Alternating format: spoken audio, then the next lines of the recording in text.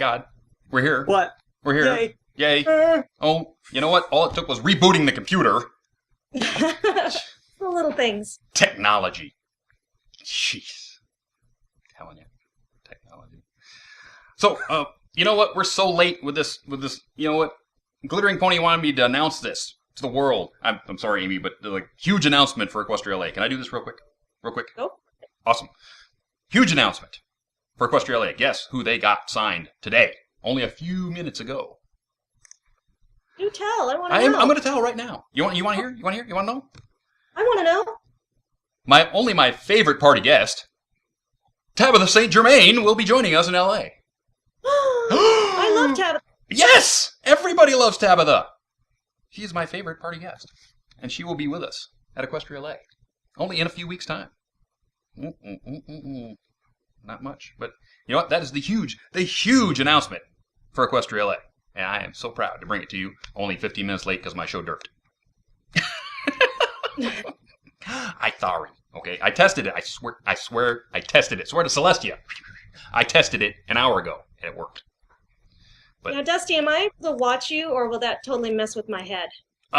It's actually delayed by about 2 or 3 seconds. So, but if you want to watch, go ahead. You know, you just have to go to the everfree.net site and pick up the viewer, and you could watch us. Absolutely. Go back over here where my storyboard is, so I get all the stuff up. And there we go. Me. And now we can go on with the program. My guest tonight, as you have heard her in the background, is one Amy Keating Rogers. Hello, everybody. One of the original writers on the show that we all love, My Little Pony, Friendship is Magic.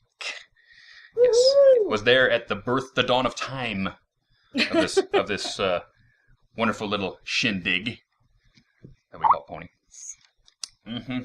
How are you doing tonight, Amy? I'm doing well. Thank you very much. Awesome, I'm very happy awesome. to be here. I'm glad the technical difficulties got ironed out, and we're good to go. Thank you, everybody, for sticking around and putting up with that little snippet of time.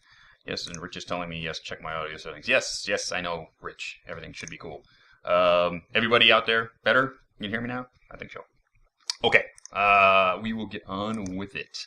Let's see. Intro, welcome, okay.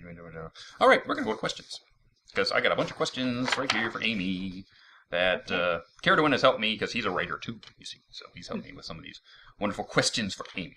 So, we're going to go right back at it. Back in the dawn of time. Your early career, as it is. Seems to have been closely linked to one McCracken. Tarkovsky. The years at Cartoon Network. Yes. How did you hook up with those two? You know, it seems like they were the Cal Arts crowd. How did you get in with that nutball group? That's a good question. Well, do you want to go back further into my dawn of time? Is there further? Is there a further? Well, you know, yeah. I mean, there's a further in that. I mean, kind of where let me start a little earlier, which is that I started as an actor. Ooh. And I acted in high school and college. And in college, I went to Occidental College and was studying theater there, and was in my senior year and needed another course in order to graduate. And so I signed up for playwriting, and I really didn't want to take it because I didn't think I would be good at it. And planned to drop the course, but my professor wouldn't let me. He had known me for 4 years, and he thought I would be good at it. So I took the course, and it turned out I was good at it.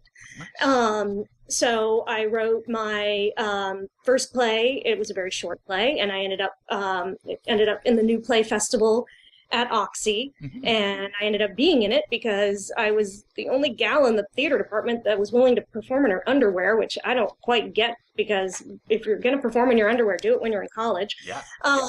So I did that, and then I graduated from college and went and got my MFA at Cal Arts. Speaking of Cal Arts, I got my MFA in acting at Cal Arts, but I continued to write plays, and 4 of my plays were produced at Cal Arts. Very cool. Yeah, very cool. And while I was at Cal Arts, I met this awesome woman named Patricia Gatz, and she ended up dating this awesome dude named Mark Andrews, and Patricia ended up getting a job at Hanna-Barbera Cartoons because her husband, Mark Andrews, was working at Hanna-Barbera Cartoons. And you might know Mark Andrews' name because he recently won an Academy Award for the motion picture Brave. That is right. He did. Yes. So Patricia was I'm trying to think what her title was, but she had a big title at Hanna-Barbera. I think she was a producer, something, she was big. And she was working on Johnny Bravo. I was working on acting at that point. And as an actor, you do various odd jobs. And one of my odd jobs was working at 1-800-DENTIST, where I referred people to dentists. If anybody doesn't know what 1-800-DENTIST is, it's this call center, basically, that is in America, where people can call and find a dentist in their area. And so, I referred people to dentists and lots of actors and musicians had these jobs because it was flexible. And you could go on your auditions and things like that. But I wanted a different job, and there was a production assistant job on Johnny Bravo. And my friend Pat said, "Hey, you want to come and do that?" And I said, "I would love to." So I went and did that, and that segued into me becoming a production assistant on the Powerpuff Girls. Now, meanwhile, I was acting. I was in a theater company acting, and one of my plays ended up being produced by one of my friends. And so my play was being produced in Hollywood while I was a production assistant on the Powerpuff Girls. And they needed some help with the writing on Powerpuff Girls. They knew I was a writer because I plastered my posters all over the studio saying, "Come to my play." And so the day that Craig McCracken was going to approach me about writing was the day I approached him, asking him if he'd give me a chance. And so he gave me a chance, and kind of the rest is history. Yeah, that's really, you just covered 3 of my questions. There you go. Yeah. The Powerpuff Girls, we all know that the history of the Powerpuff Girls, they were called the Whoop-Ass Girls back in college. How did that, how did it come from a little college project called the Whoop-Ass Girls to be picked up by, Cartoon Network and getting actually made? Is there anything weird about that story that you can tell us? I'm trying to remember. It got picked up before I was on the Powerpuff Girls. Okay. I came on to Powerpuff kind of midway in season 1. That's when I was brought on as a production assistant. And so, and I might be getting this historically wrong, so if I do, folks, please forgive me. But Gendy and Craig, they both made these awesome student films at CalArts. And gosh, is that how it worked? And they were approached by What a Cartoon. I'm kind of forgetting the exact order of things, but they had both done these things at CalArts. And studios would go to CalArts and check out what the students were doing, because the students there are so incredibly talented. And Gendy and Craig's shows were 2 that ended up being ones that were turned into series. And obviously you can't call a show Whoop-Ass Girls. Yeah, you can't. You can't market that, Another brilliant CalArtian, Paul Rudish, who came up with the title Powerpuff Girls. And he actually is somebody who worked with Lauren on the early development stuff of My Little Pony. Oh, cool. And yeah, he's a name that if you look around, you have seen Paul Rudich's stuff. Which brings us around to, it seems like that whole nucleus of the Powerpuff Girls creators, everybody, you and Gendy and Lauren and him, was the nucleus of the crew of so many other wonderful shows. What do you think is the responsible for the chemistry of that group? You know, what was the thing that brought that group together cohesively? You know, what is it about you guys? I think those people, it's, well, I think, gosh, because there's so, I mean, you have the CalArts people, because Lauren's CalArts, Paul's CalArts, Gendy's CalArts, Robert Renzetti's CalArts, Craig's CalArts. But then you have people like Chris Savino, who's not CalArts, but incredibly talented. You have, you know, I just kind of stumbled into the group, and I just, you know, I feel incredibly lucky to be there, because I was never, you know, all those people draw, and you know, you'd sit in a story meeting with them and they would just doodle things that were amazing, and it was just, I'm not sure how some of the other people ended up in there, but they all found each other, and it was phenomenal. And I was happy to have kind of gotten to. I'm so happy I fell into that group, because I was incredibly lucky. Speaking of one of those wonderful shows, one of my favorites, Samurai Jack. Yeah, that's one of the most interesting, thoughtful animated shows ever. I mean, just the stuff that came out. It was, however, very light on dialogue. Yes. How do you, as a writer, approach a low dialogue show like that? Is it all like scene setup? Do you approach it more like a director of a film? Well, that show, you have to understand, Powerpuff Girls, Dexter's Lab, Samurai Jack are all outline-driven shows. Okay. What that means is that we would have a story meeting, and we would figure out the entire story, and I would go and write a very detailed outline telling the story. And then that outline is sent to the network and approved, or, you know, given notes and all that stuff, but then it's given to the storyboard artist.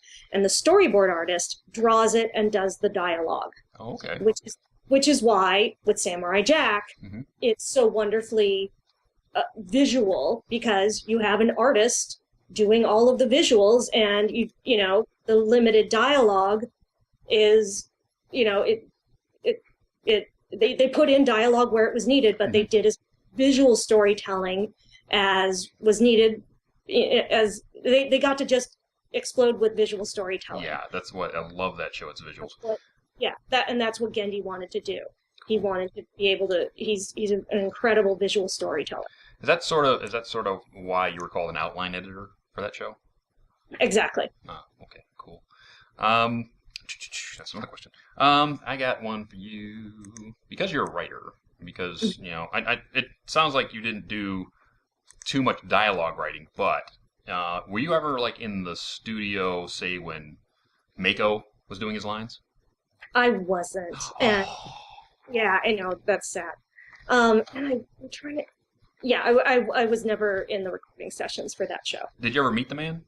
No. No. And it makes me really sad. It makes me sad too, because you know he's passed and has left us. And yes. You know, I'm so angry at Arnold Schwarzenegger right now. So angry. Okay. We can't make Conan the King now because we have no Mako. Right. We have no wizard. You know, so it can't be made. So I'm so angry at you, Arnold. I am. Compare and contrast Pinkie Pie and Dee Dee from Dexter's Lab. Some of us think they're related. True or not true? I can definitely see their similarities, and when I wrote A Friend Indeed, that's something that Rob and Lauren and I talked about, that we definitely had some Dee Dee, you know, nods in there with her going, ooh, what, you know, we couldn't say, what does this button do, because she wasn't touching any buttons. Right. But, you know, there are definitely, you know, she has Dee Dee-isms to her. But, you know, I think they're very, very different characters. Yeah, I sort of loved Pinkie Pie when she was in the basement getting all analyzed by Twilight. She pulled some Dee Dee stuff. Right. There for a second.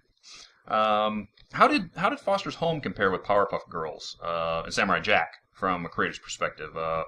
Did you guys do anything differently on Foster's Home than you would have done on the other outline-driven shows? Well, yeah, because Foster's wasn't an outline-driven show. Foster's was a scripted show. Oh, okay. Yeah, so it was completely different. So with Samurai Jack, again, you know, I was writing outlines, and as much as we, you know, came up with the story in a room and all of that stuff. Mm-hmm. With Foster's, it was putting up cards and beating out everything, and doing all that, because then we were going to go do an outline and then move to a script. Okay. So it was a completely different process. Oh, nice. How has writing for our favorite show, MLP, changed over, from 2000, probably 8 when you guys started writing mm-hmm. the show, to today, writing season 4? How's it really changed? Has it changed at all? It's, for me, it actually started in 2009, and it's changed in that, for me, it's changed just knowing the characters that much more. Mm-hmm. Being able to jump into a script and know what these characters, how they would react and all of that is much more natural, which makes sense when you're at the beginning of a show. You're kind of clunky and, mm-hmm. and trying to figure out everybody's voice. So now it's now it's hanging out with old friends, right. Which is fantastic. Yeah. Speaking of voice of a character, mm-hmm. Dog and Pony Show. Yes. Where Tabitha really cut loose with mm-hmm. The most extreme rarity performance to date at that point. Did you have Tabitha's capabilities in mind when you wrote that script, or was she just, pulling a Robin Williams and going off the cuff? Oh, I had never met Tabitha. Okay. I actually hadn't met Tabitha until Las Pegasus. So it was me working and just going for it, and then as far as, okay, this is what I'm gonna have this character do, and then her taking what I'd written and her totally going for it. Oh yes. Just wonderful, getting the dogs to do this water is hardly sparkling. Yes. She took everything that was in my head and turned it up to 11. So that just love awesome. It. Now we're going to go to a little dark, touchy subject. Bridal gossip discusses mm-hmm. a very touchy subject of, almost close to a racism almost, because the ponies are looking at Zecora and going and just, yes. How does it, what are your thoughts on the premise of Ponies and Ponyville that indeed have that character flaw of, racism? It was very well handled in a writer's standpoint, but how did that the whole story come about? Was it very difficult to write that? No, it wasn't. It wasn't difficult to write. I think fear of somebody different is something that all of us face in life, mm-hmm. and so that's what these. All these ponies were freaked out by this, this creature that was different, and just going by that. And I think that's a very it's an honest story, mm-hmm. and telling it, and not just telling it that way. And that was one of Lauren's kind of early story ideas, and having Zecora in there and having her be this wise character was very important to her. Mm-hmm. And actually, originally, Zecora was supposed to be in the pilot. So I guess, it would have been very different, because we wouldn't have had that story had right. Zecora been in the pilot, because they'd have known her by then. Yeah, they would have already known her. And so when Lauren had to cut Zecora for time, mm-hmm. And at that point she was called Shaman, they, it kind of opened up the possibility of that story. But no, I didn't think of it as, I guess I didn't think of it that way. I think Dave's story with the buffalo, I bet that was a lot more challenging. I've lost the video.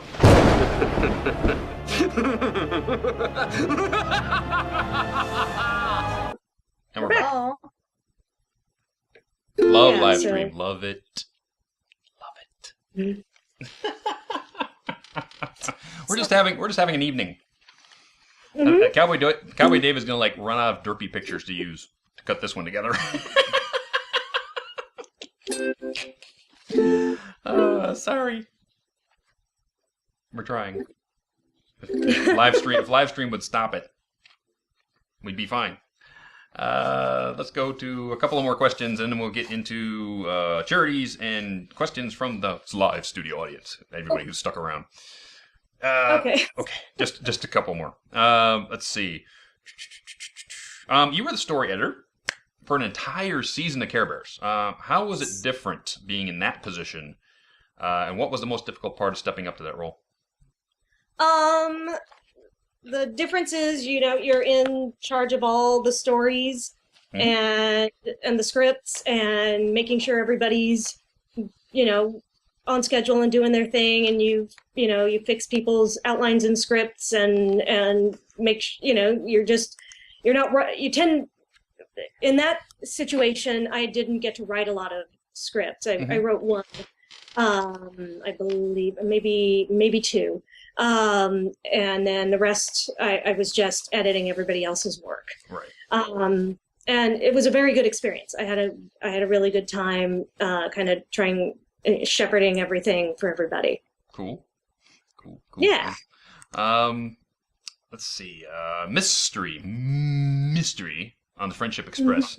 That must have been a blast to write, because you got to do all the different movie styles being parodied. Did you write all those little gags, or did most of the storyboard people come up with those? I definitely did part of it, and then they definitely added to it. Absolutely. But I said the James Bond stuff, and I said all of those different styles, and so that they had that to go off of, and then as usual they made it even more awesome. But it was absolutely a whole lot of fun. And doing the story meeting with Lauren and Rob, we went through, okay, what are the different kinds we can do that they're different enough and unique, and that it'll be distinct in the different storytelling and visual and all of that stuff. So that was a lot of fun. Cool. Yeah, that was a lot of fun. When it went to the different movie styles, I went, no way! That was so much fun. James Bond, I don't think kids were going to get, but it was like, really? James Bond? Awesome. Well, yeah, and for us, the thing is, we hope that the kids get some of that stuff, but we're in there in the story meeting, and we're all of a certain age, and we go, well, we think it's funny. We think it's funny. Absolutely. Going back to last roundup, it was overshadowed by some unfortunate events we won't go into. From what you have seen of the fan reaction to that show, that particular episode, what do you think is the most important thing that people sort of overlooked about it, that episode? It had that one thing. What about that episode maybe people overlooked? I think maybe the thing I really liked about it was how the girls, I call them the girls, how the girls worked together, the different, just the wordplay, the dialogue, that was some of my favorite Pinkie Pie stuff. Getting right. I know people enjoyed the I Love Lucy reference in there. Oh, yeah. I think it was an interesting show in that it seemed like it was kind of going to be about one thing, and it took some turns in there that took us out of Ponyville, and that was nice. It definitely got overshadowed by something else, and I really enjoyed that episode and thought it was, a super solid episode. I thought it was too, actually. Yeah, the chimichurri chonga scene is one of my favorites. Yeah, but Rainbow Dash says, I'll let her go if you don't tell us. I'll release her. Right. And at the story meeting, I remember, us saying, Rarity, catch me! And crap, things like that. Best night ever. Had this wonderful celebratory feel to it, closing a season, one with a more like, look what we did. It's like as a sense of pride as a group. As you were writing the script for that, did you have any idea what My Little Pony was going to accomplish at that point? No, absolutely no idea. At that point, we had no idea, or at least I didn't, no idea of the fan base that it was developing. So no, because I'm trying to think of when that was being written compared to when the show premiered. So no, we were writing it as, the end of this trilogy that we had kind of come up with, that we hadn't intended at the beginning, but we put together as we went along in the season. And it was the first time I got to write a big song, and that was really awesome. It was, actually. So yeah, that oh my gosh, that song was a lot of work for me. More work than I needed to put into it. It was totally of my own doing, because I am a dork, and I know how. I don't know how to use GarageBand very well, but I know how to use Final Cut. Okay. And so I wanted to make sure that I didn't know who Daniel Ingram was at that point, but I wanted the composer, the mystery composer, to know what I wanted out of this song. And as everybody knows, I based it off of, or maybe not everybody, but as many people know, I based it off of Sondheim's, what's that song? Ever After. So I took that song and just meticulously went through each thing, because, and I went through and actually sang the whole thing on Final Cut, and I layered the voices and sang it all and cut it. And I mean, I spent a day or more just doing this thing, and sent it off and said, here you go. And, I remember just, and I wasn't that great at recording things, and it was ridiculous what I did. And he never heard it. It was crazy. So I worked really, really hard, just on that song. And because I remember that song specifically coming into my mind in the story meeting, because I knew it was going to work. Yeah. And I was so excited about it, and I knew how epic it was going to be. So that was really exciting. Awesome. Before we go to commercial, tell us a secret about M.A. Larson. Oh, a secret about M.A. Larson. Tell us a secret. Tell us a secret about M.A. Larson. Wow. The truth is, M.A. Larson is actually naturally a blonde. And he dyes his hair black so that he seems more mysterious. Really? Yes. I'll have to write that down for next time I interview him. I want to write that down. Yes. Dyes little fact about M.A. Larson. I got hip pocket with that one. Okay, we're going to go to commercial. And when we come back, we're going to update everybody on charity and what that's going on. We'll get to Amy's charity. And then we will be able to have you out there. We'll get Screwball on the call, and then you out there can ask Amy your questions as soon as we come back from commercial. So stick around. Are you tired of the high-pressure sales tactics from rank amateur merchants? Are you tired of shady characters trying to take you and your bits for a ride? Would you really rather be shopping in a glorified flea market? Don't want to pay Canterlot prices? Avoid the bucksters and the snake oil salesman. Come to Ponyville's oldest family-run business, Rich's Barnyard Bargains. You'll find us at the corner of Appleton Way and Stirrup Street. Look for the billboards. You can't miss them. There, you will find a warm, brightly lit, and friendly atmosphere. We have everything from alfalfa to Zap Apple Jam. Look at all that stuff! Oh yes, we carry home improvement supplies and tools for all those last-minute weekend projects.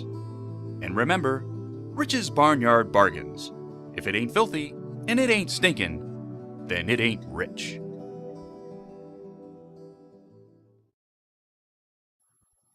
That's right, everybody. For everything you need down there in Ponyville, Rich's Barnyard Bargains. If it ain't filthy and it ain't stinking, then it ain't rich. And we're back with Amy Keating Rogers. And we're going to go over our charities as we are. I have one bit of old business, Subtlewind. Subtlewind, you won last week, and I have not heard from you. I need your shipping info, so get with me. Dusty@manliestbrony.com. Send me your shipping info. And everybody else, I'm still waiting on Andrew Francis to get me the stuff that he promised so I can get it to you. So as soon as that hits my mailbox, it'll be turned right back around to you guys. So sit tight, it's coming. I will be phone calling that gentleman tonight after show. And if you're ghosting, Andrew, be ready for it. Okay, so we are at Steffan Andrews. Steffan Andrews, Red Cross of Boston. And that we did $734 for the Red Cross of Boston. Woohoo! That puts us a little bit over $6,000 total for all of our charity as we've been going along. So congratulations, guys, doing very well. And we're gonna have the raffle right now for this special Fluttershy box of Interplay cards with the special second season foil in it, and this signed script page from Cindy Morrow. This is a script page from Daring Do, so that is awesome. And whatever Steffan is going to get me in the mail. So you will be getting that stuff. So I have a Daring Do hat right here, full of names. I'm shaking them up.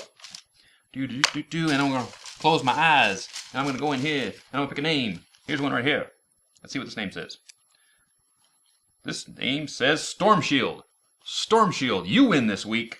So you are going to get that stuff, and I will contact you a little bit later to get all your shipping info.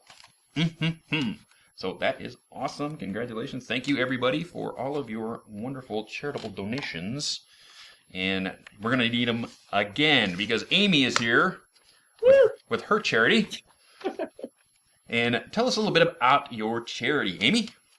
My charity is a school called College View School. And it is the school that my son Soren goes to. It is a school for children with special needs. It services children from ages 3 to 22. It is a public school in the Glendale Public School District. And like any public school, we don't have a lot of money. And it's a very small school. It services about 80 children. And because of this, lots of schools have PTAs that raise money. The parents at College View are often very exhausted from caring for their children with special needs, and so they don't have a lot of time to do fundraisers and things like that. I am currently the PTA president. I'm also the, I think, vice president of the foundation of College View.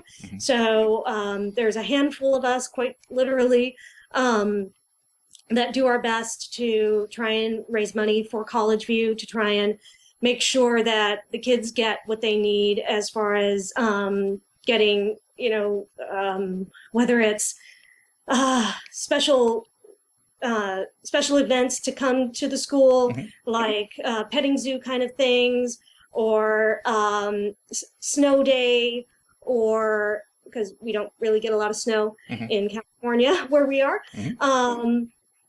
But we do a lot of things for the school, and we're actually, the school's actually going to be knocked down. What? It's actually a good thing. And a whole new wonderful school is going to be built in these next 2 years. Good. And when it is built, we're going to have this amazing space where we're going to have an interactive sensory room. But there's going to be the space for the interactive sensory room, but there won't be the equipment. So part of the funds that we've been trying to raise are for the pieces of equipment. So the PTA and the foundation are raising these funds to do a variety of things for our kids, and the money is well used for the children, and it's for a great cause. Awesome. So you guys can go to manliestbrony.com and follow the instructions at manliestbrony.com to do it correctly. Okay, so we're doing it on the school's website through PayPal. You will have to put your name in a box, and they will actually track it at the school and get back to us on who has actually given some money. So you have to go to manliesbrony.com and follow the links exactly how we need to do it so that you can get in on the raffle for these wonderful prizes. And I'm going to reach down here into the Hot Topic bag that you also get. You're going to get the Rainbow Dash Daring Do cover of the My Little Pony Friendship as Magic comic book from Hot Topic. You'll get that. You will also get the new Derpy necklace, also from Hot Topic. This looks really cool. And you're also going to get this Derpy sticker, also from Hot Topic. I think I shop at Hot Topic, so I had $15 of hot cash I had to spend. And then you also get this Derpy Bubbles sew-on patch, also from Hot Topic. So you're going to get all of that awesome swag if you win the raffle in 2 weeks for this charity. But that's not all. Hey, Amy. Yes? Is there anything that you might want to kick in to that little raffle prize, maybe? I don't know. Was I supposed to? I don't know. I'm just asking you. Cindy Morrow gave some signed script pages for hers. Ooh, I could do that. Maybe you could do that. Yeah. I can do a signed card, and I could do signed script pages. Absolutely. Ooh, signed script pages. So, hey, how about a couple of signed script pages to go into that bundle right there, right from Amy, right to you.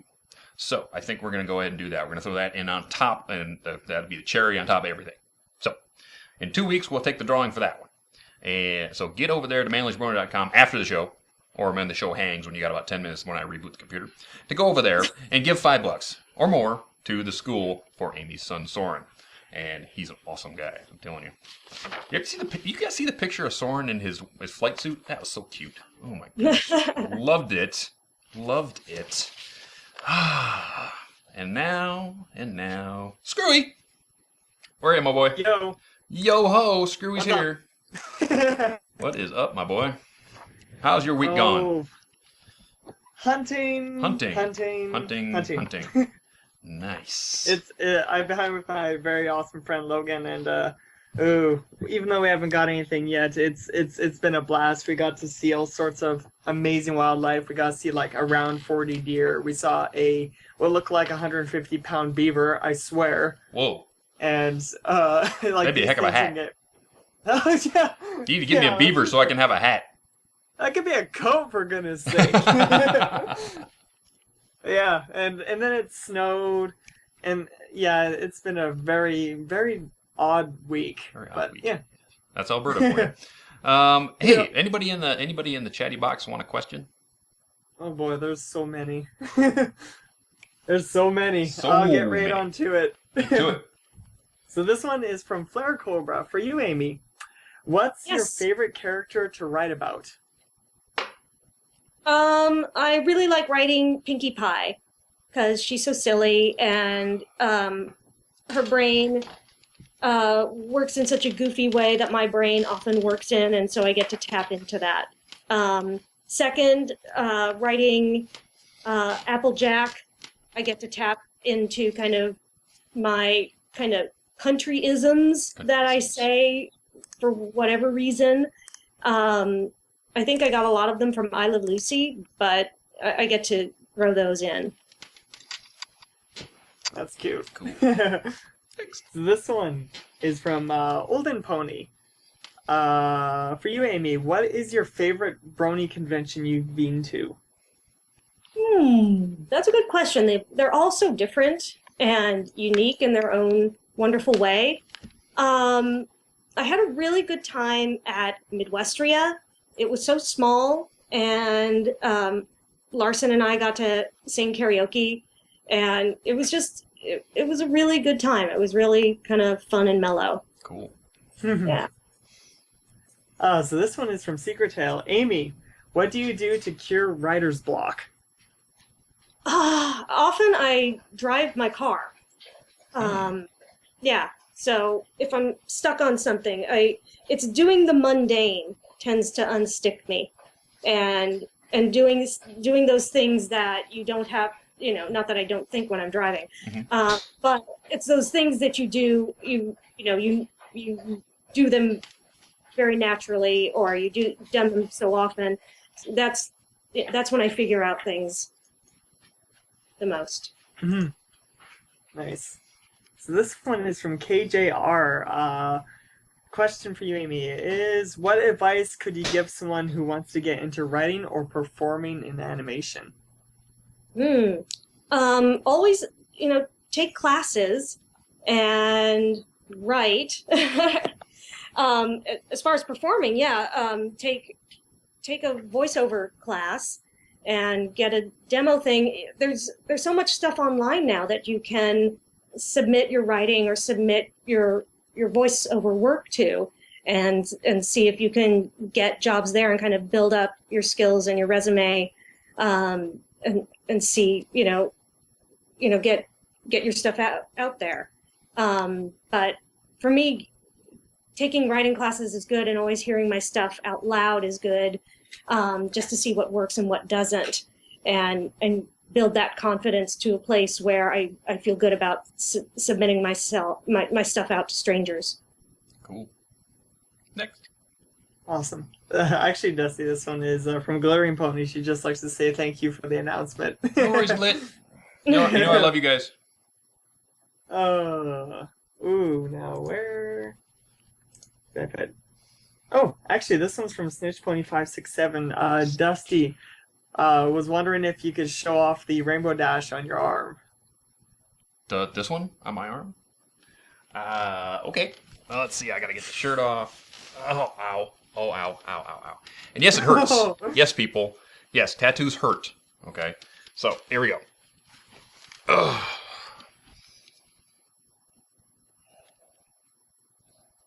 Yeah, I almost makes me want to. There we go. There you go. 360 shot. There she is. And I have to go back in a month for a color tune-up, so it's not quite done yet. But it took. Actually, from Dragoon 77777.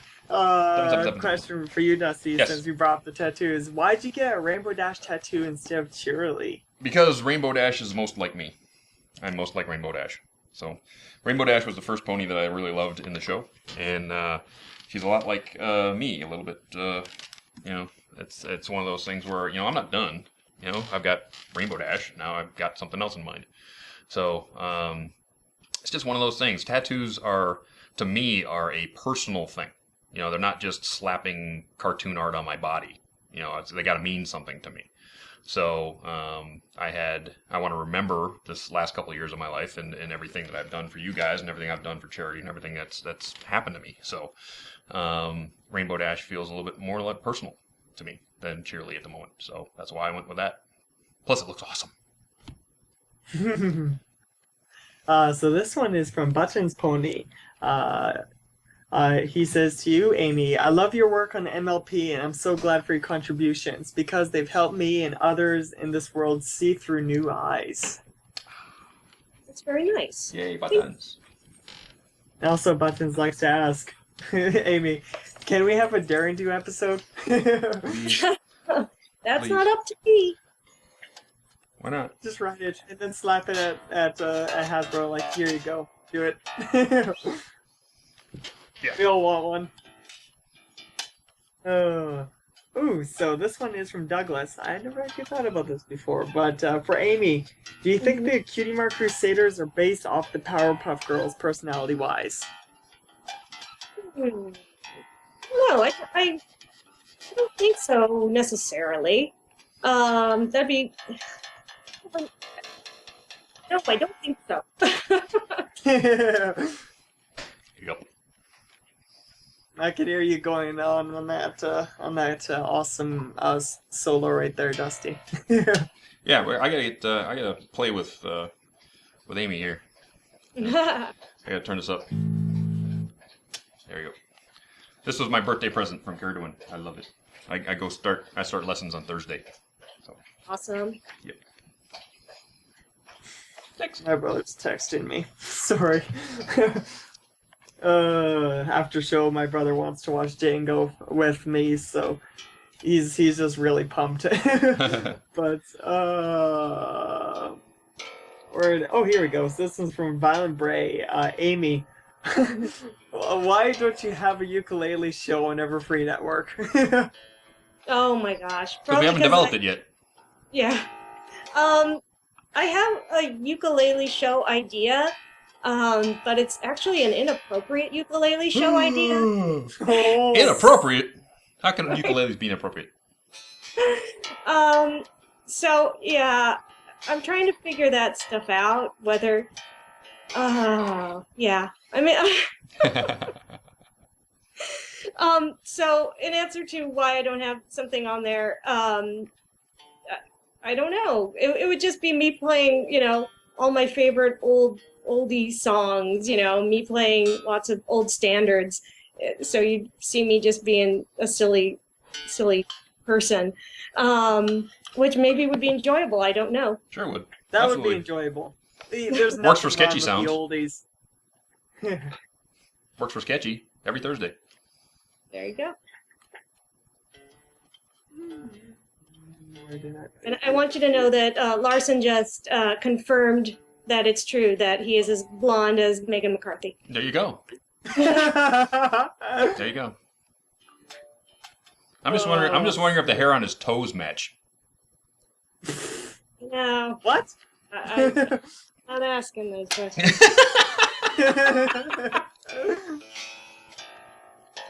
Oh my. So this one is from Kalo, question for Amy.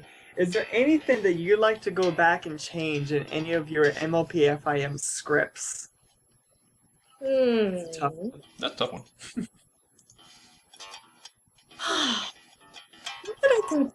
Not that I can think of off the top of my head.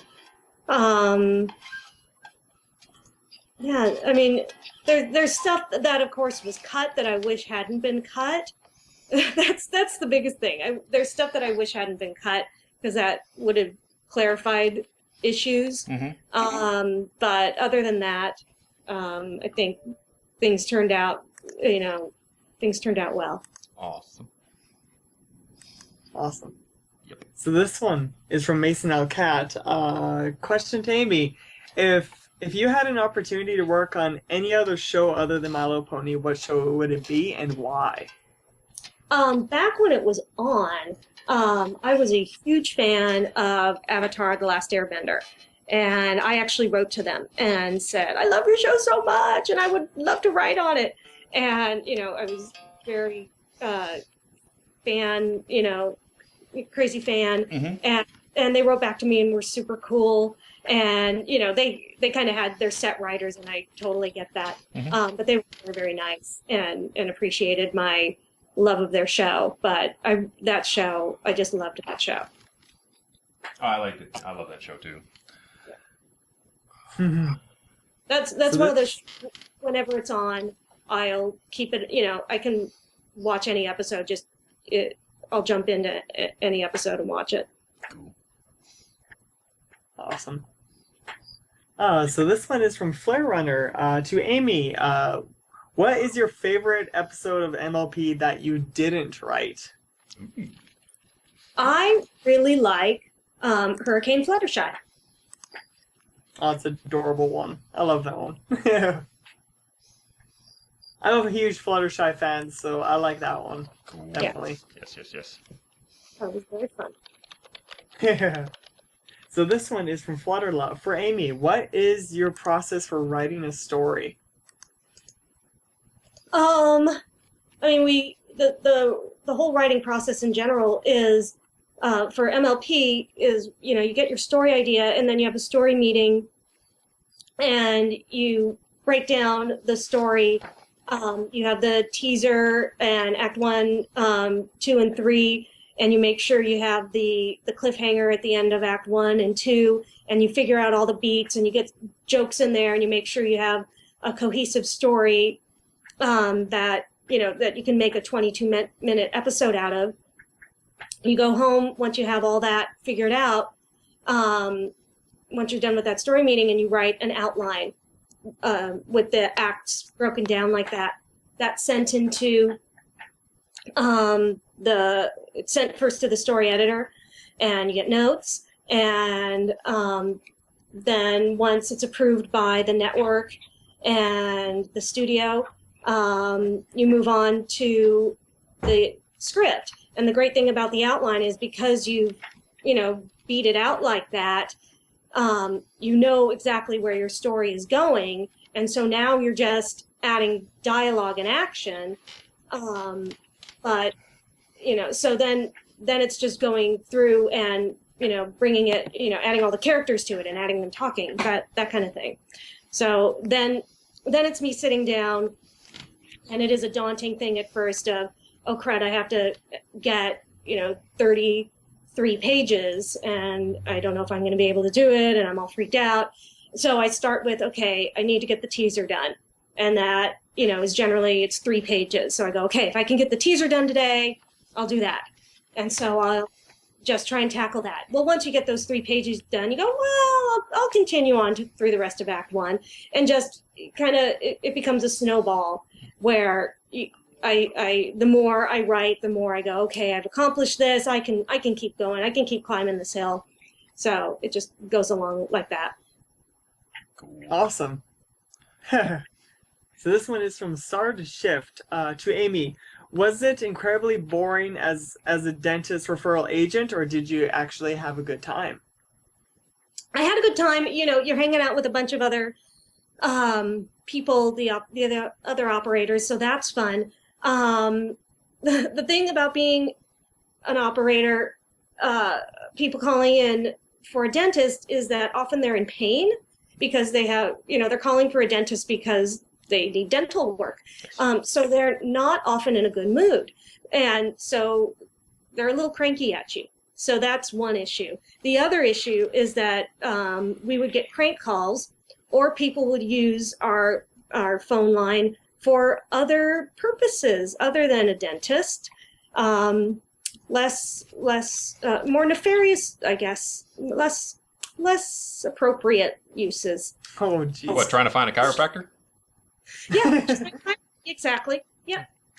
They were confused about body parts. Confused. Oh my. Yeah. So this one is from Flutterlicious. Question to Amy. Love all your work, and I have one question. Is the Brony community influencing in the I can't even speak today. Influence, you know what? Is it, you know that word, your work in a minor way, such as background ponies, minor lines, etc.? I think we're trying to stay true to the show. Please do. Because otherwise you guys would, you know, wouldn't be happy. You guys would be like, oh, pandering. So, you know, we're trying, the show is intended for a particular audience, and we're trying, that's the audience that we are writing for. That's the way it should be. Yeah. Don't mess with success. Exactly. Keep doing what you're doing, and we'll do what we do, and everybody's happy. Right. You know, that's. There will be one big weird fanfic. Right, exactly. Yeah. Next. So this one's from Secret Tale. To all, since you're all going to EQLA, will any of you be cosplaying? Yeah, I'm going to be cosplaying as DustyKatt. I am usually cosplaying as Screwball. I'll just be Amy. Oh, look at us. We're just cosplaying ourselves. Hey, I put 45 years into this cosplay, man. I put a lot of effort in this one. Yeah, there you go. Mine took roughly 2-3 days just to make the hat. And the Canada cape I kind of just bought at a superstore.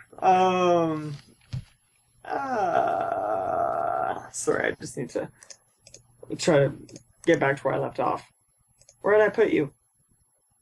Where did I put you? Sorry, I just lost myself. So this one is from Thunder Tempest for you, Dusty. Do you have a song that you would most like to learn on the bass? Yes, actually I do. It is The Captain by my brain just lost the band. Grand Funk Railroad.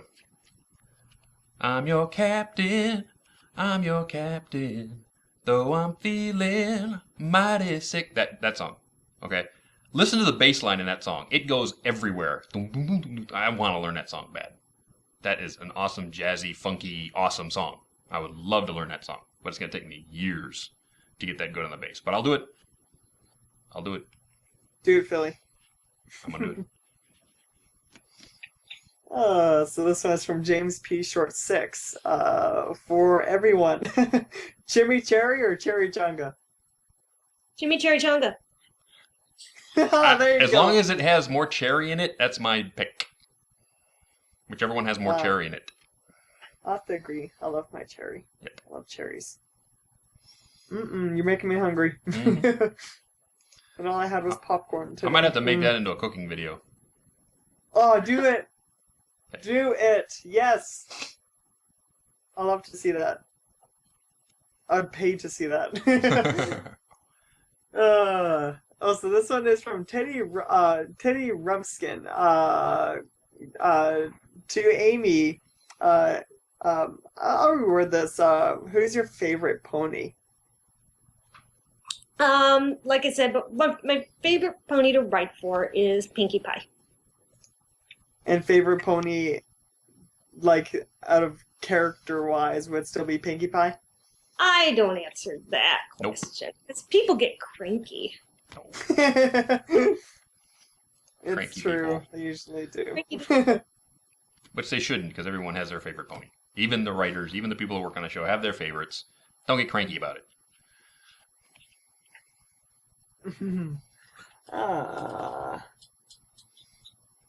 Ooh, here we go. So this one's question for all from James Justice! Yes. Our resident superhero, James Justice. So question is, what is your dream project to work on, be it for ponies or otherwise?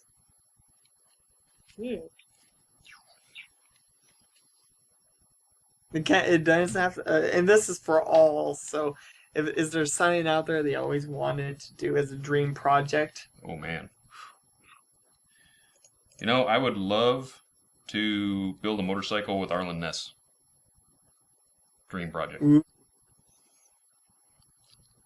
Gosh, that's an epic question. It I don't know. It is. No, that's from James Justice.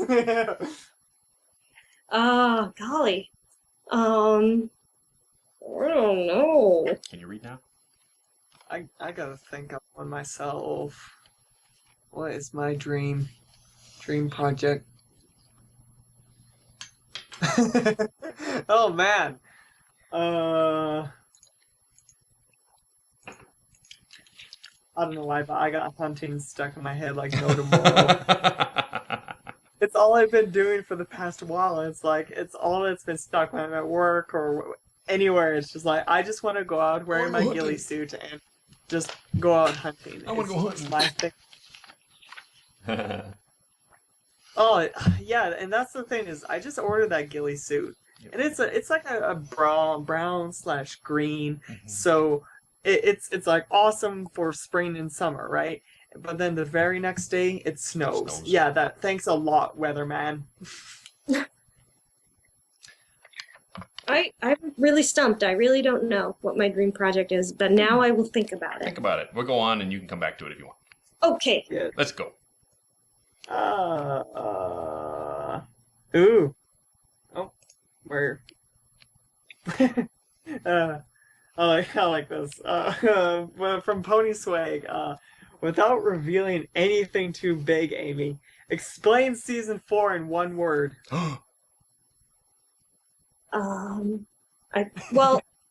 Megan's already said it, so I know I'm allowed to. Yeah. Ambitious. Ambitious.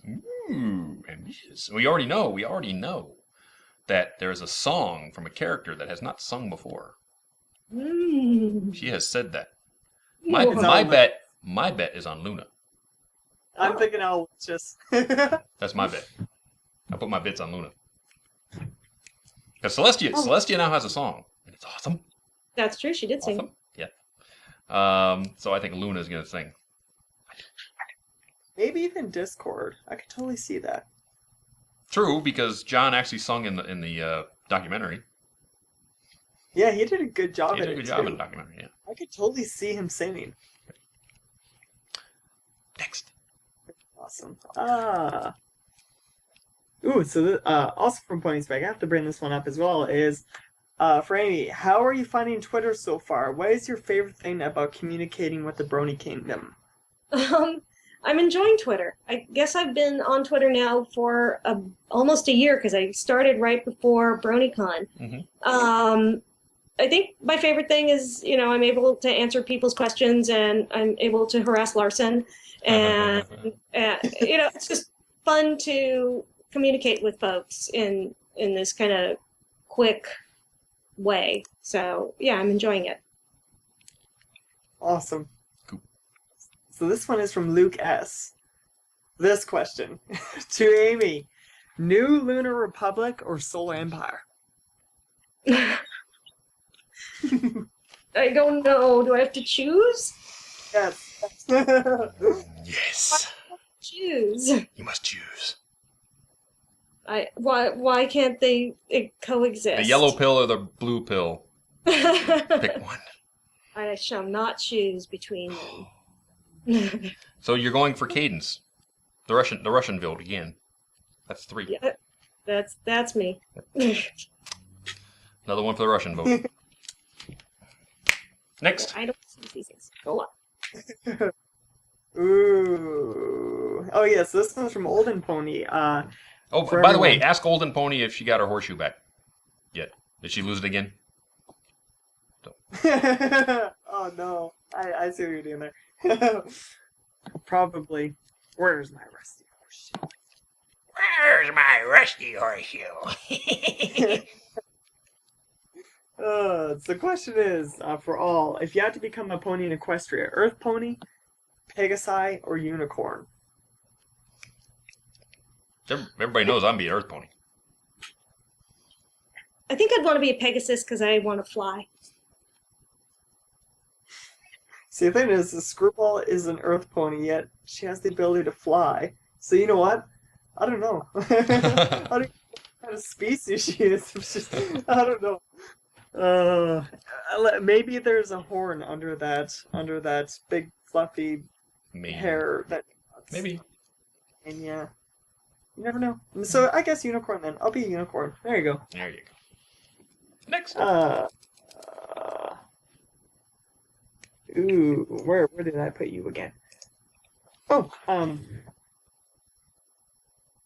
yeah.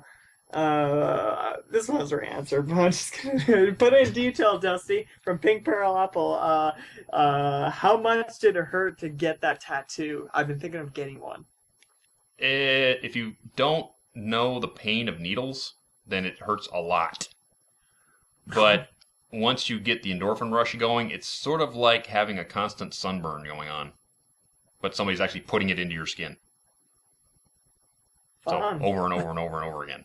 So it's sort of like once you center what I do is I center myself, and then he starts, and then the outline is the worst because the outline's a small thin line of, and then when they start putting the color in, it's sort of like they're just putting the color into the skin. It's a lot easier, but doing the outline, especially if there's a bone near the top of the skin where the ink's going in, that hurts. Yeah, I do not want a tattoo. I do not. So it's not that it's not the whole pain sort of thing. It's what kind of throws me off is that, say if I got a tattoo and then my body changed, I end up getting heavy or I end up building muscle or something. That tattoo's going to stretch or it's going to shrink or something's going to happen to it. A little bit, not much. Yeah. Next. So this is from Imperius. To Amy, some episodes feel kind of rushed to a degree. Of course, given that they're only a 22-minute time slot, my question to you is, other than the season premiere or finale episodes, will there be any mid-season episodes that became two-parters in the future? I don't know. I have no idea on that because I don't know what the whole layout is. I know in general, two-parters are harder to do. So I think production-wise they're harder. I know they're harder to script. So I think they save them for premieres and finales because they can kind of tackle them. So my guess is they would only put them in those places, but I don't know that for a fact, but that would be my best guess. Hey, Imperious. Look, a moose. Next. Oh, actually, Imperious wants to ask, remember, he shaved his head for you because of your birthday, Dusty. He was wondering if maybe you saw that picture. I did see that picture. He looks good, bald. He does. He looks Some good people bald. do a really good job when they're actually bald. Me, I could not imagine. No thanks. Next. Some people pull it off really well. Others, So this one is from Dragoon77777. Question for Amy. Who's Soren's favorite pony? I honestly don't know. Soren doesn't communicate that way, so I'm not sure who Soren's favorite pony is. But I would hope it would be Soren, the Pegasus. Oh, where was that question I had? Shoot, I'll just forget trying to find that one. There's so many I have to go through.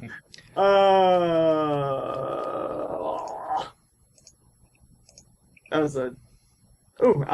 here we go. So this one's from Sergeant CM. Hey, Sergeant. Question, there's a bunch from him, actually. For you, Dusty, why that design instead of all the other rainbow art out there?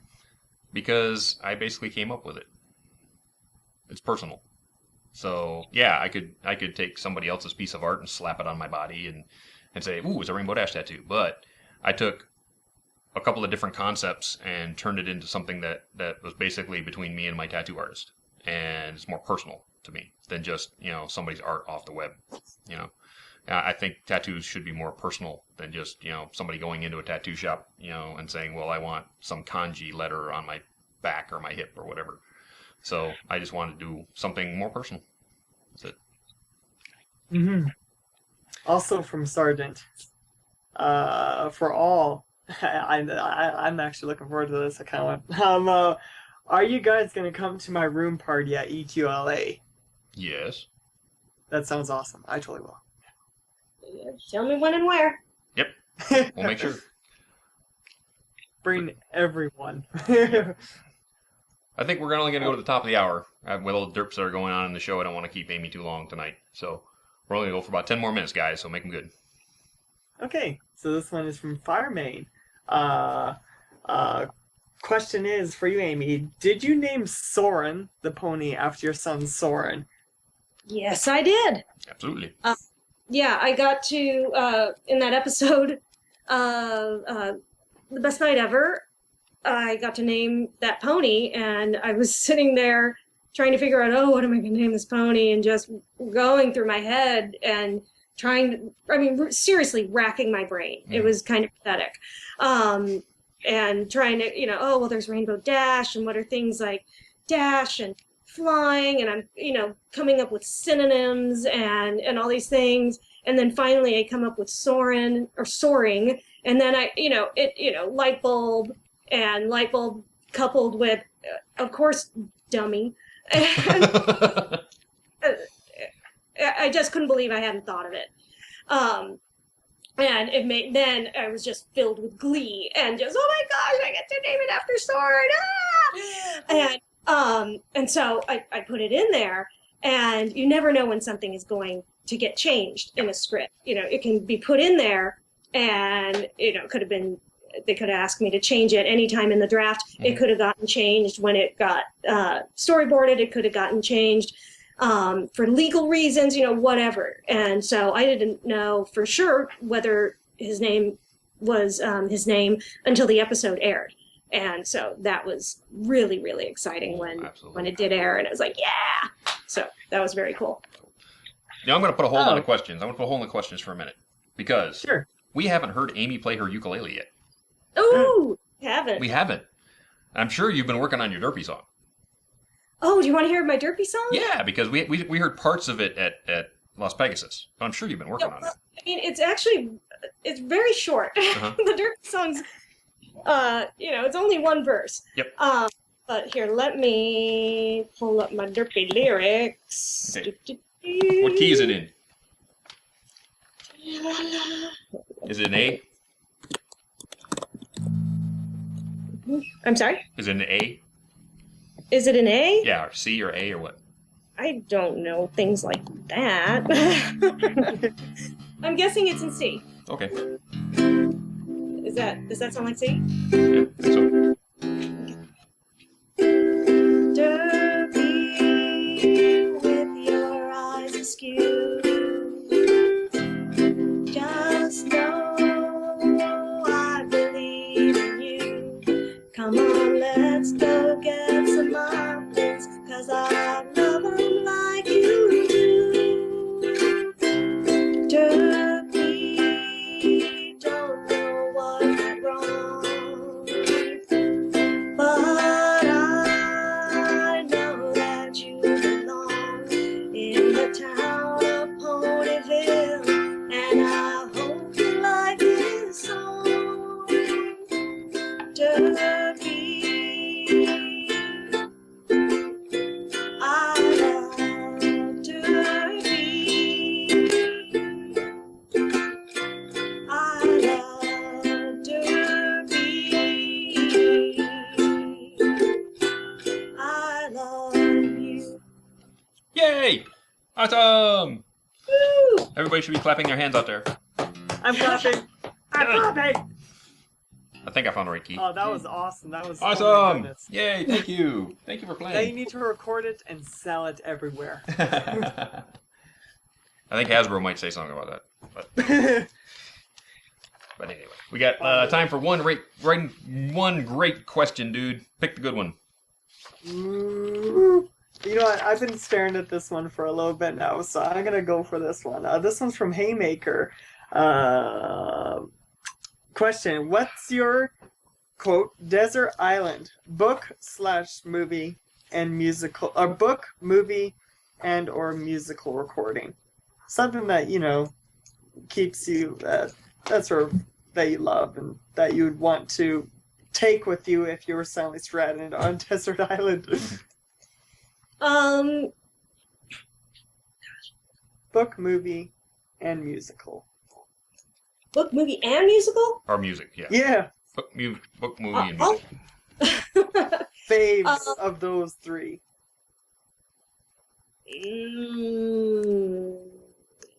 The first thing that came into my head was Star Wars, the original. There you go. Uncut. Original. Original. Han shot first. Not the one that they changed stuff and all that hoo-ha. Hoo-ha. Original. Which I actually still have a videotape of, which is probably sadly deteriorated. But that's the first thing that popped in my head, so I'm going for it. Awesome. Okay, and we are at the end of the show, the end of the program. So right now I'm going to read off all of the wonderful original content that you can come back and see here on Everfree Network every week. You start on Monday nights with this very program, Stay Brony, my friends, and then you go to Tuesday. Tuesday, Cutie Art Crusaders will find and discuss the wonderful art that we have in this fandom, and that is Tuesdays at 6 p.m. Pacific, 9 p.m. Eastern.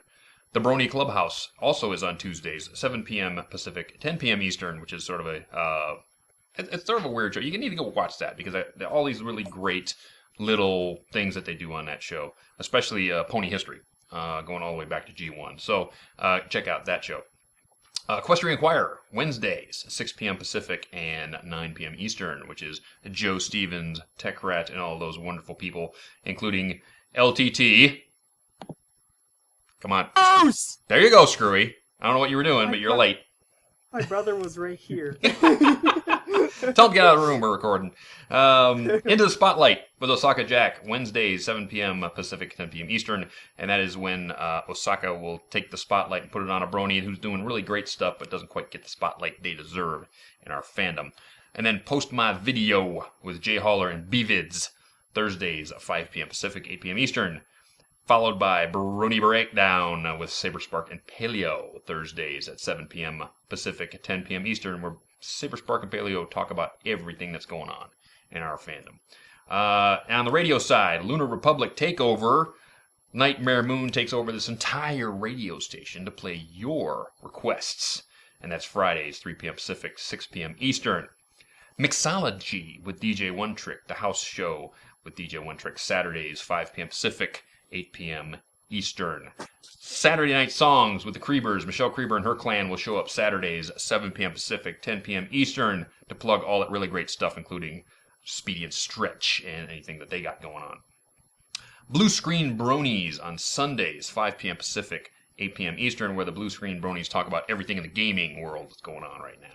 And then Pegasisters Live. Pegasisters will do exactly kind of what we do here. 7 p.m. Pacific, 10 p.m. Eastern on Sundays from a Pegasisters point of view. And that is all of the original content that you can watch every week right here on Everfree Network. And with that, we're done. We're done. Thank you. I want to thank a few people. I want to thank Livestream for not derping for the last hour. Thank you, Livestream. And then I'd also like to thank EFN. I'd like to thank Screwy and Cowboy Dave and Caradwin for helping me do everything that I do here. My girlfriend Amy, EQD for giving us the props, Justin at Guru Tattoo for doing this wonderful thing on my arm over here, and you, all of you out there, for coming every week and checking out what's going on here on this program. And a very special thank you to Amy Keating Rogers for taking time out of her day to come and speak with us. You're welcome. Thank you all. Absolutely. Thank you very much for coming. And remember to go to manlysbrony.com to give your money to the charities so you can get into all this swag that I got hanging around here, because I'm always picking up swag for you guys. And I got to find my little, where is it? I'm finding my last little, there it is. Huh, I forgot to cue it again, because I'm that kind of guy. So many things going on in my head. But everybody's going to EQLA. We'll be there in a couple of weeks. Next week's guest.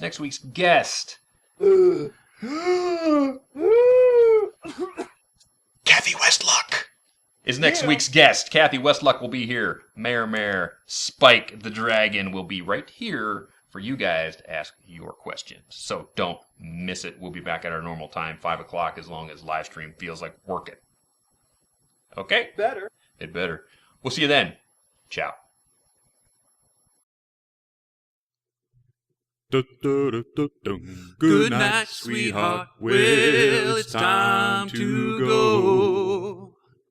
Good night, sweetheart. Well, it's time to go. We hate to leave you, but we'll be back soon. Good night, sweetheart. Good night. Good night, sweetheart. Good night. I got my MFA in acting at Cal Arts, but I continued to write plays, and 4 of my plays were produced at Cal Arts. Very cool. Yeah, very cool. And while I was at Cal Arts, I met this awesome woman named Patricia Gatz, and she ended up dating this awesome dude named Mark Andrews, and Patricia ended up getting a job at Hanna-Barbera Cartoons because her husband, Mark Andrews, was working at Hanna-Barbera Cartoons. And you might know Mark Andrews' name because he recently won an Academy Award for the motion picture Brave. That is right. He did. Yes. So Patricia was I'm trying to think what her title was, but she had a big title at Hanna-Barbera. I think she was a producer, something, she was big. And she was working on Johnny Bravo. I was working on acting at that point. And as an actor, you do various odd jobs. And one of my odd jobs was working at 1-800-DENTIST, where I referred people to dentists. If anybody doesn't know what 1-800-DENTIST is, it's this call center, basically, that is in America, where people can call and find a dentist in their area. And so, I referred people to dentists and lots of actors and musicians had these jobs because it was flexible.